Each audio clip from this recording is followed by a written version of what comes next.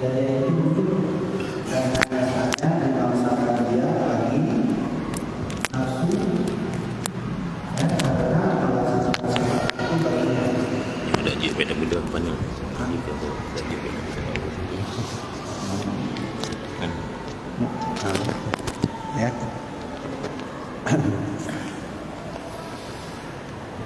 Maka karena inilah dibangsakan dia bagi nafsu karena melazimkan sifat itu baginya, yakni bagi zatnya, maka hanyalah dengan bersalahan ma'nawiyah. Maka bahwasanya melazimkan ia bagi ma'ani. Maka karena inilah dibangsakan dia kepada ma'ani.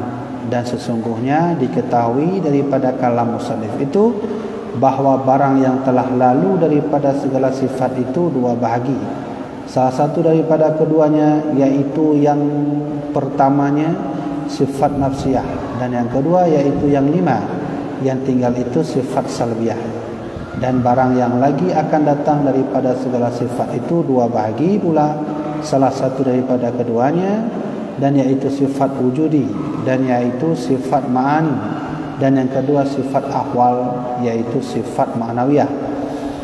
Maka hasilnya daripada kalam musannif bahawa sifat 20 itu terbagi atas 4 bahagi. Pertama sifat nafsiyah, dan dhabitnya ma la ta'aqqalu dzati illa biha, artinya barang yang tiada diakal zat itu melainkan dengan dia. Artinya tiada tasawur pada akal subut zat itu melainkan dengan sifat nafsiyah. Itu kena ilai ya. Ya, jadi jamaah yang dirahmati Allah, alhamdulillah pada beberapa pelajaran yang lalu kita sudah membahas beberapa sifat Allah Subhanahu wa taala. Maka dari beberapa sifat yang telah kita pelajari itu, para alim ulama menggolongkan beberapa sifat Allah ke dalam ya klarifikasi, beberapa klasifikasi, yaitu pembahagian seperti nafsiyah ya, sifat nafsiyah. Jadi mana ada yang ditanya hafai wujud, qidam, baqa, mukhalafatul hawadis, yamu min nafsih wa daniyah, trubah mutakallimnya dibagi oleh ulama kepada 4 buah nama sifat. Ada namanya nafsiyah, yaitu masuk sifat wujud. Ada namanya salbiyah, yaitu qidam, baqa, mukhalafatul hawadis, qiyamuhu bi nafsihi wa daniyah. Ada namanya ma'ani, 7 sifat setelah itu, dan ma'nawiyah, 7 sifat setelah itu. Sekarang orang pasti bertanya, Tengku, kenapa sifat-sifat itu dibagi?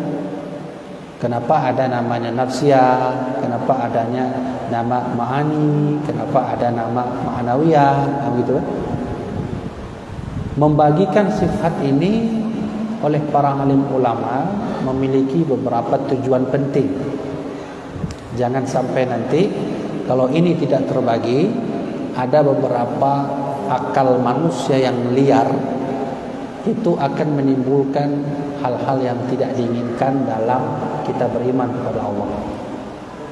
Contoh saya ingin sebutkan, para alim ulama membagikan sifat ini, ada yang namanya ma'ani. Ma'ani itu 7 sifat. Salah satunya adalah kita sebut qadirun. Ma'ani namanya. Artinya Allah yang maha berkuasa. Kemudian ada ma'nawiyah, yaitu qudrah. Nah, qudrah artinya berkuasa. Sekarang pertanyaannya, apa bedanya yang berkuasa dengan berkuasa? Begitu kan? Dan kedua-dua sifat ini Allah firmankan dalam Al-Quran, innallaha ala kulli syai'in qadir. Itu isim fa'il. Sesungguhnya Allah berkehendak dengan segala sesuatu. Allah menggunakan kalimat qadirun yang hampir sama dengan qadirun. Kemudian ada lagi di sisi lain Allah menyebutkan qudrah. Nah, berkuasa dengan yang berkuasa itu apa bedanya? Gitu kan? Nah, sengaja ulama membuat ini agar kita tidak sesat cara mengimani kepada Allah Subhanahu wa taala. Sehingga ada hantaman-hantaman dari logika nalar manusia yang tak terbatas menghantam akidah kita dengan berkata Allah itu kan berkuasa, bukan punya kuasa atau bukan yang berkuasa. Asin pada laut. Itu lautnya yang asin atau asin itu laut? Ya kan? Itu laut yang kita lihat itu laut itu kalau kita olah kan jadi garam, ya kan? Sekarang orang bertanya, itu laut itu yang mengasinkan atau asin yang mengasinkan laut? Ini sebagian orang bingung cara jawabnya gimana itu? Maksudnya apa? Ya kan? Jadi yang sesungguhnya asin itu yang mengasinkan laut atau laut yang mengasinkan asin atau garam. Nah, ini logika nalar yang bebas yang siap menghantam orang-orang yang akidahnya tidak faham lebih dalam. Maka para alim ulama membagikan menjadi ma'ani ma'nawiyah. Nah, sekarang ada orang bertanya, Allah yang berkehendak dengan sifatnya atau Allah yang berkehendak dengan zatnya? Nah, ini pertanyaannya. Allah punya sifat, contoh seperti ilmun dengan alimun. Kamu gitu? Alimun artinya yang maha mengetahui. Ilmun artinya mengetahui. Kalau begitu, ilmun yang membuat Allah alimun atau alimun membuat Allah itu ilmun? Sama lagi Daud benar. Asin yang membuat air laut asin atau air laut yang membuat garam itu asin atau asin itu garam? Nah, ini diputar-putar. Nah, disinilah nanti ada sinkronisasi atau korelasi yang tak dapat dipisahkan. Namanya ma'ani ma'nawiyah. Nah, gitu. Nah, itu tujuannya ulama buat begitu. Bukan memisahkan sifat Allah. Tidak ada, kita tak bisa memisahkan sifat Allah. Hanya Allah yang tahu sifat. Dan hanya Allah yang tahu berapa jumlah sifatnya. Tidak ada satu pun yang tahu. Kaedahnya apa? La ya'rifullah illallah. Tak ada yang tahu Allah kecuali Allah. Yang benar bukan? Kak, menang tiban jawaban. Asin yang mengasinkan air laut atau air laut yang mengasinkan asin atau mengasinkan garam? Jawabannya kedua-duanya sama. Kalau dipisahkan maka sungguh air laut bukan disebut air laut lagi, garam juga tidak disebut garam lagi. Karena dasar asin air laut. Air laut itu juga harus dengan asin. Asin dengan air laut itu tak dapat dipisahkan. Nah, inilah nanti namanya ma'ani ma'nawiyah. Nah, sekarang mari kita contohkan kepada sifat Allah. Orang bertanya, yang membuat Allah alimun, ilmun, atau ilmun yang dibuat oleh alimun? Bahasa awamnya begini, Allah maha mengetahui, alimun. Ada satu lagi, ilmun, mengetahui. Yang membuat mengetahui sifat ini, apakah yang maha mengetahui atau yang maha mengetahui dibuat oleh yang mengetahui? Nafun bukan jual nafun 6 tanda. Maksudnya itu jelaskan lebih panjangnya. Hanya tujuan ulama membuat ma'ani agar kita tidak tersesat. Nanti, contoh lainnya sama seperti panas dengan api. Contoh yang saya sebutkan pada pertemuan yang lalu. Panas yang membuat api itu atau api yang membuat panas? Kan begitu kan? Simpelnya begitu contohnya. Berarti kalau begitu kita jawab semua. Semua yang saya nyatakan tadi itu disebut ma'ani ma'nawiyah. Ma'ani ma'nawiyah sampai kapanpun tidak boleh dipisahkan. Tidak boleh dipisahkan. Saya manusia, zat. Coba pisahkan dengan sifat yang saya miliki, namanya tertawa. Tertawa itu dilepas dari tubuh saya. Bisa tidak? Tidak bisa. Semua akal logika pasti akan menangkap jika ada sifat, pasti ada yang punya sifat. Contoh, bak tengah malam gedenya tengah dah duduk saja ngon warung kopi, urun hanale kebetulan warung kopi bak tengah hutan. Tengah dah duduk main HP kai mutu urun tengah ikem. Kamana? Nya nalar gedenya orang ku pasti kita minta pat asai ikemnya. Bahasanya pat asai ikemnya berarti kita mencari wujudnya. Pu manusia, pu hantu wujudnya. Artinya saya ingin katakan setiap sifat yang muncul tidak boleh lepas dari namanya zat sifat. Nih, saya punya tertawa. Saya tertawa. Coba tertawa itu tarik, jangan ada pada tubuh saya. Tidak bisa. Tertawa itu sifat. Tubuh ini zat yang punya sifat. Ya, begitu maksudnya. Punya hana form dom, maka dia tabuh contoh lagi putih. Putih bintik. Ni apapun tulisnya kan putih. Acin peleh putihnya mbak apa tulis. Tak bisa dulu. Nah, begitu juga. Putih itu sifat, papan tulis itu zat yang punya sifat. Nah, inilah nanti ulama membuat namanya ma'ani ma'nawiyah. Apa tujuannya? Bahwa kedua-duanya tidak boleh dipisahkan. Nah, karena pembahasan kita malamnya mengenai nafsiyah, salbiyah, ma'ani ma'nawiyah. Maka kita fokus bab nafsiyah. Nafsiyah ini kalau diambil dari kamus itu nafsun. Ya, kullu nafsin dha'iqatul maut. Tiap-tiap jiwa itu merasakan mati. Nafsun itu jiwa satu. Hanya Allah lah yang punya sifat satu yang hanya dimilikinya, tidak pada yang lain. Yaitu sifat nafsiyah. Apa itu? Wujud. Karena ada sifat pada Allah yang ada pada kita sedikit. Apa itu? Allah Maha Pengasih. Kita ada juga sifat pengasih. Allah Maha Berkehendak. Kita juga diberi oleh Allah kehendak. Allah Maha Berilmu. Kita diberi juga oleh Allah sedikit ilmu. Nah, gitu maksudnya. Ada sifat-sifat Allah yang diturunkan oleh Allah sedikit untuk kita. Tapi ada satu sifat yang hanya Allah saja punya, yang lain tak punya. Namanya wujud. Maka ulama menyebut wujud ini nafsiyah. Bahasa orang awam, nyotok ba Allah anak lain.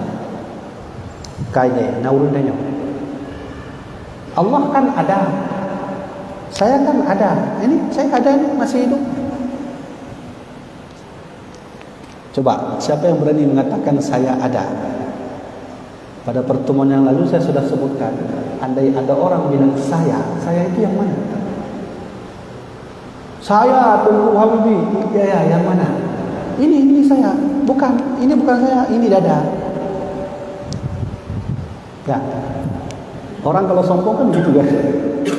Nyolon ber. Yang disebut saya itu yang mana? Ini, bukan, ini dada dulu. Saya ini saya, bukan ini pipi, bukan saya.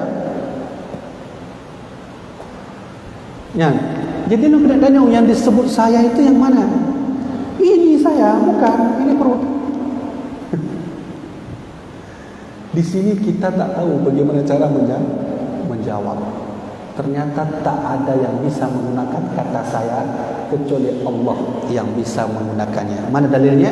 Dalam surat At-Taha, la ilaha illa ana tak ada Tuhan kecuali saya.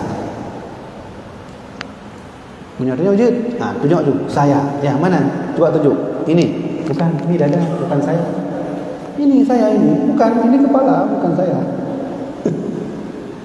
Punya mana empat yang disebut saya dulu. Nyo hidung. Nyo leg. Nyo kan perut. Nyo kan lagi ini. Di sini lah kita tak tahu beri jawaban. Nah, kalau begitu maka saya ini namanya wujud hanya Allah Subhanahu wa taala yang punya. Nah, kaum muslimin, sekarang kita sudah tahu kan mengapa wali-wali Allah begitu ingin merasakan Allah Subhanahu wa taala sehingga mereka melupakan diri tentang saya. Wali Allah melupakan dirinya tentang saya. Kenapa? Dia tak bisa bertanggung jawab yang disebut saya itu mana. Sehingga dia mengetahui Allah lebih dalam dan hasilnya para wali Allah gila karena Allah. Nah, kamu faham kan? Kenapa wali Allah gila? Karena dia tak tahu saya itu yang mana. Ketika kita sebut saya, ini saya, ini bukan, ini tangan yang menggerakkan Allah. Ketika menyebut ini saya, ini bukan, ini kepala yang menghidupkan Allah. Ketika kita menunjuk perut, ya ini saya, bukan, ini perut yang menghidupkan Allah. Dari ujung rambut sampai di ujung kaki, semua Allah yang punya berkehendak. Jadi kita tak bisa jawab mana saya, yang disebut saya itu mana. Maka saya tertarik dengan filem. Makanya filem Jackie Chan buat Who I Am. Who I Am tu siapa saya? Saya ini siapa? Coba tanyakan pada diri sendiri. Saya ini siapa? Manusia? Bukan. Nah, di sini nampak kan? Nampak ada kehendak Allah dalam setiap alunan gerakan tubuh kita semua. Maka wali Allah gila karena Allah. Kenapa? Tak bisa menjawab mana saya. Nah, di sinilah ulama membuat definisi kalau begitu hanya ada satu sifat yang Allah saja punya, lain tak ada. Namanya wujud. Dalam kategori ini disebut oleh ulama nafsiyah. Satu. Yang kedua, kenapa disebut nafsiyah? Pada penjelasan yang lalu kita sudah membahas. Ketika saya bertanya ini apa, maka orang menyebut ini air. Kamu tahu dari mana ini air? Dari otak saya lah. Mana otak yang beritahu ini air? Siapa? Ya, akal saya lah. Man akal yang beritahu siapa? Bermain ba Allah, punya Allah habis sekarang. Yang beritahu Allah habis. Aci bermain ba Allah dia. Buntu tunggu. Akal itu di mana di sini? Enggak ada. Potong kepala, enggak dapat akal. Sekarang orang bertanya, yang sebut ini air siapa? Akal. Terus akal itu di mana di sini? Enggak ada. Coba belah kepala, enggak nampak akal itu. Dan orang mana mufaham kiban bentuk akal itu bulan, bola di kuih donat ni. Di sini gaib. Jadi oleh karena itu para alim ulama tauhid menyebut adanya kita sesungguhnya tidak ada.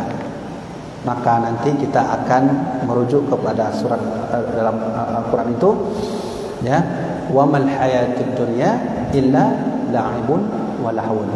Tidaklah kehidupan dunia itu melainkan hanya tipu daya. Betul kan? Selama ini kita ditipu. Coba yang sebut ini air siapa? Otak. Otak siapa kasih tahu? Akal. Akal itu di mana posisinya? Enggak tahu. Kalau enggak tahu, kenapa kita bersebut kita orang berakal? Nanggo. Dek, pakai ngeranya menyodek mata perut, dengkul duduk dah. Udah dah belah perut ana ada kan? Enggak nampak, coba. Lapar tak ada. Gaib, rindu, cinta. Takkan ba urina punya adik anak petih belum cinta ke adik necok sikit jak belah dada lu. Anak ni belah, macam ni belah. Nak cinta. Gadoh you know kan? Kiban jawaban mana jawaban. Kalau begitu adanya kita sesungguhnya tidak ada. Kalau begitu Allah yang ada dan akan selalu akan ada. Nah, maka disebut nafsiyah. Yang keempat dua. Jadi kalau ingin mengenal Allah itu enak. Jadi kalau kadang ada satu masa nanti kita akan merasakan fana. Fana itu ibarat seseorang 40 tahun menikah, anak tak ada. Lalu tiba-tiba istri kita yang sudah 40 tahun melahirkan anak pada umur 41 tahun. Maka kita selaku suami kan bahagia kan? 40 tahun dapat anak lahir kan? Dijauh oleh Allah pada umur 41. Dia kita yang punya umur 60 tu. Wate lahir anak tu. Oh, mah bahagia anak. Don yakin yang pajubuan dengan dia. JP yang dengan dia. Sabit rongat ba oleh anu. Nah, posisi itu sebenarnya kita merasakan fana terhadap makan, fana terhadap minum, fana terhadap pekerjaan, fana terhadap yang lainnya. Apa yang ada dalam pikiran? Anak. Nah, ini yang dicari oleh para alim ulama. Maka mencintai Allah itu lebih nikmat daripada surga. Surga tak nikmat seperti mana kita berjumpa dengan Allah Subhanahu wa taala. Tahu mana apa? Kaje. Ini namanya nafsiyah. Nah, kemudian dan lagi ta'rif oleh setengah ulama pula bahawa yang disebut nafsiyah itu al-halu tsabitu lidzati madamas adzatu ghaira mu'allalatin bi'illatin. Hal yang sabit bagi zat selama ada zat itu padahal tiada karenakan dengan suatu karena yang yakni bukan karena ma'ani itu berdiri kepada zat atau karena lainnya dan seterusnya. Tadi sudah kita baca. Allah itu ada, namanya wujud. Air ini bisa kita katakan ada kalau dia sudah tersusun. Lo kemudian tub hudu. Apa namanya? Air. Jadi kalau sudah berbentuk baru kita baru sebut namanya. Contoh lainnya tisu. Aluncok apa? Ini kenapa disebut tisu? Karena dia sudah berkomposisi. Dibuat dari bahan-bahan yang lainnya diolah oleh pabrik, maka jadilah benda ini dan kita sebut tisu. Maka wujud tisu itu hadir karena wujud lain. Wujud kita sebagai manusia itu hadir karena wujud lain. Coba saya cabut mata, saya letakkan mata di sini. Bisa enggak kita sebut mata sebagai manusia? Tidak. Jadi yang mana yang disebut manusia? Ada mata, ada hidung, ada telinga, ada perut, ada dada, tangan, kaki. Manusia.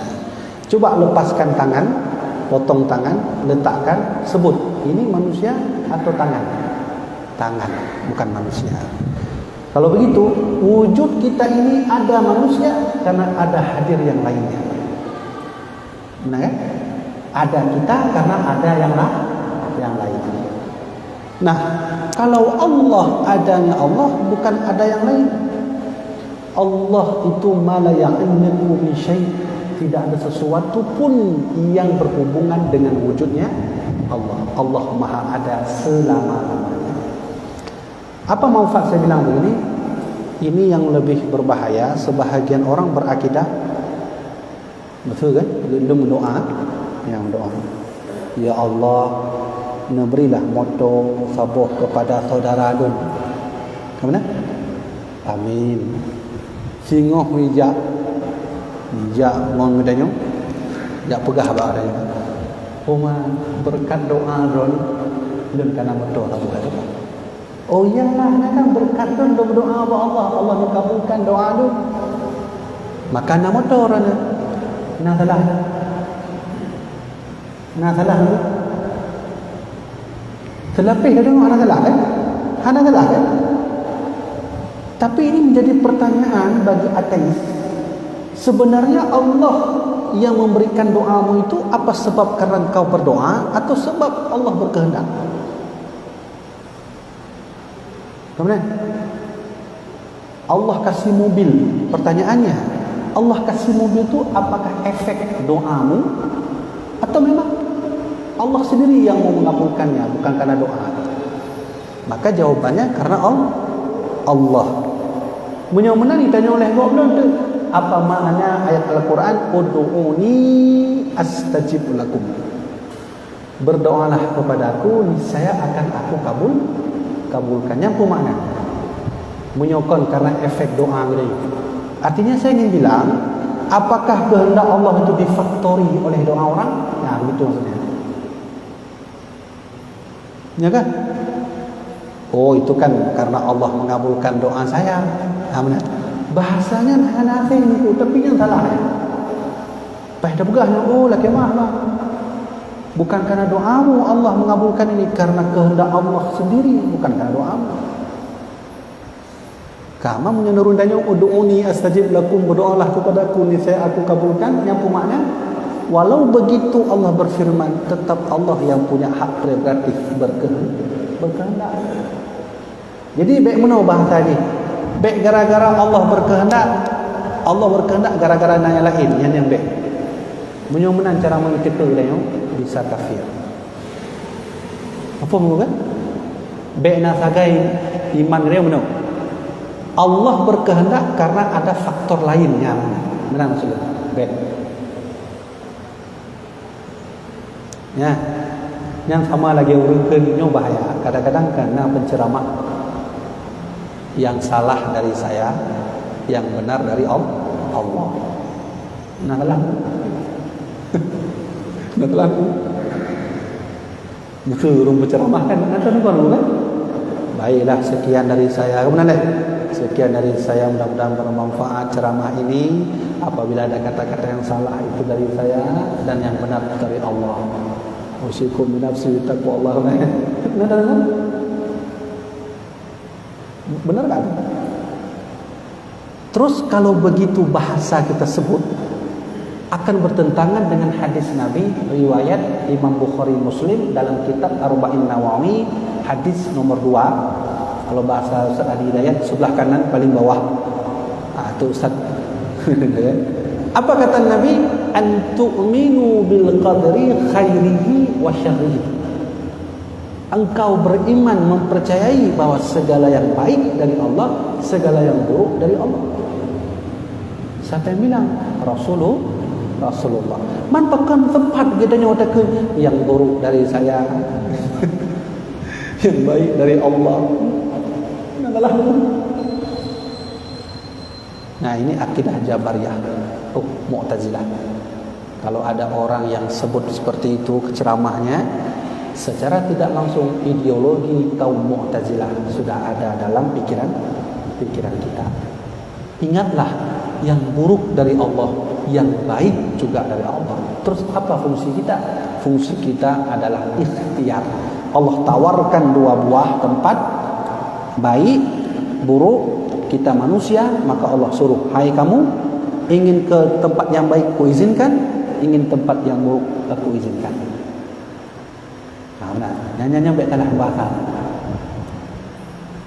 Jadi hati-hati sekali menyana-menan guna teguh fiat, karena itu ideologi Mu'tazilah.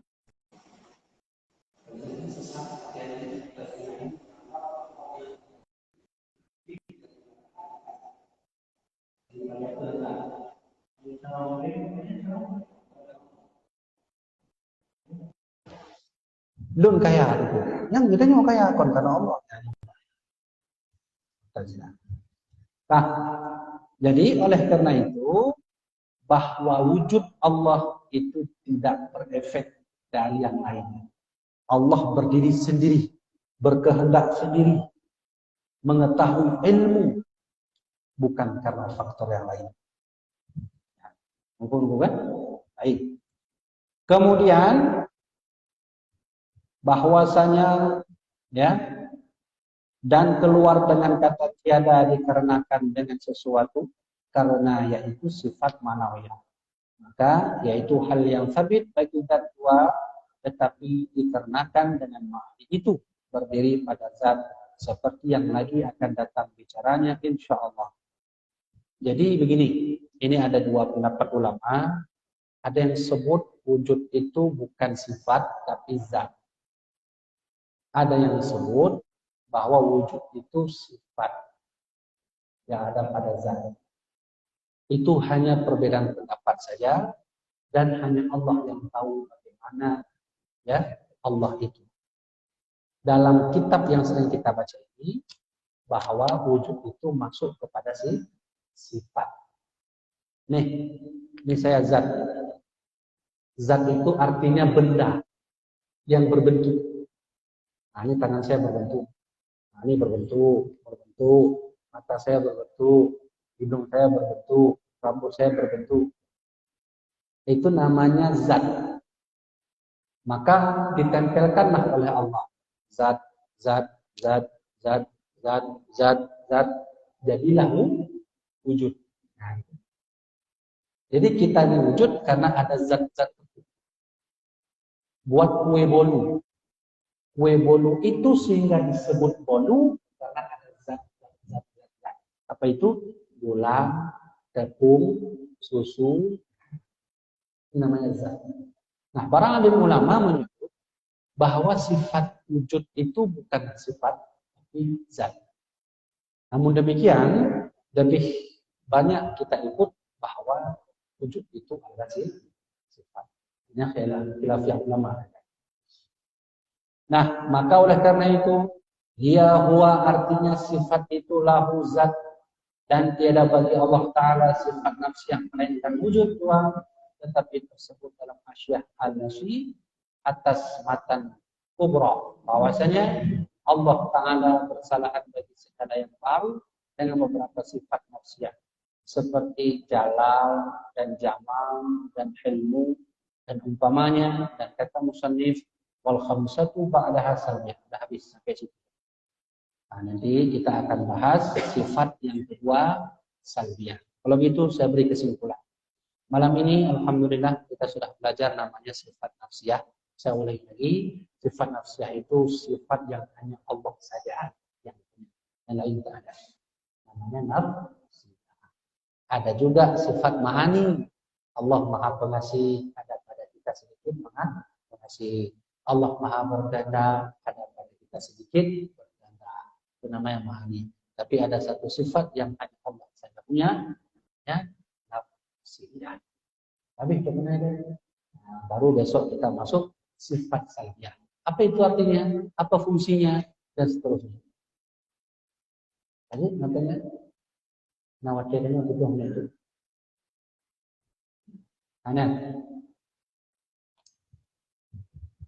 Nah, menyuhana nunggu dan lanjut ke cuci. Nyo wujud kita nyo nunggu. Apa yang kita rasakan selama ini ada, itu sesungguhnya yang etikat dalam Ahlus Sunnah wal Jamaah adalah tidak ada. Apa maknanya? Jangan pernah merasakan sesuatu yang ada pada diri kita, karena suatu saat itu akan menghilang. Jadi ada fungsi tasawufnya ketika kita belajar wujud. Kita semua ini yang masjid, pintu, saya, papan tulis ini semuanya yang kita lihat itu ada tabut ya. Apa tasawufnya? Jangan pernah menganggap semua itu punya kita, karena suatu saat itu akan menghilang. Jangan pernah menganggap itu wujud sebenarnya, karena suatu saat itu akan menghilang. Nah, itu sisi tasawuf dari kita belajar sifat manusia. Baik, jamaah dirahmatillah Allah karena ada pertanyaan. Nah,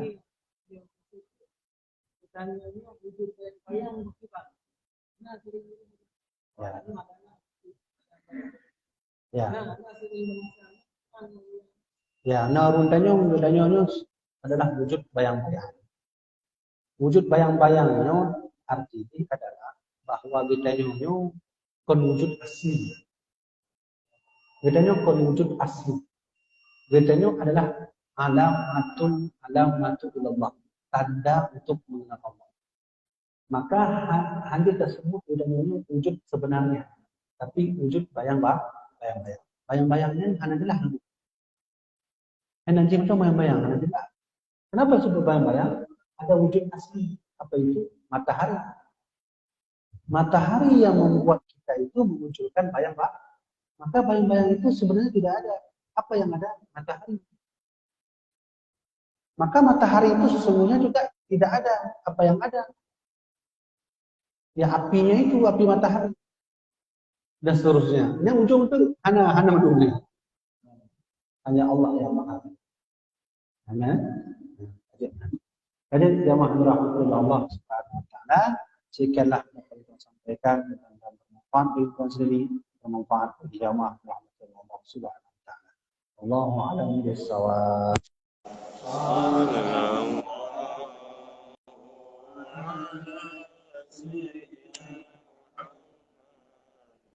Sallallahu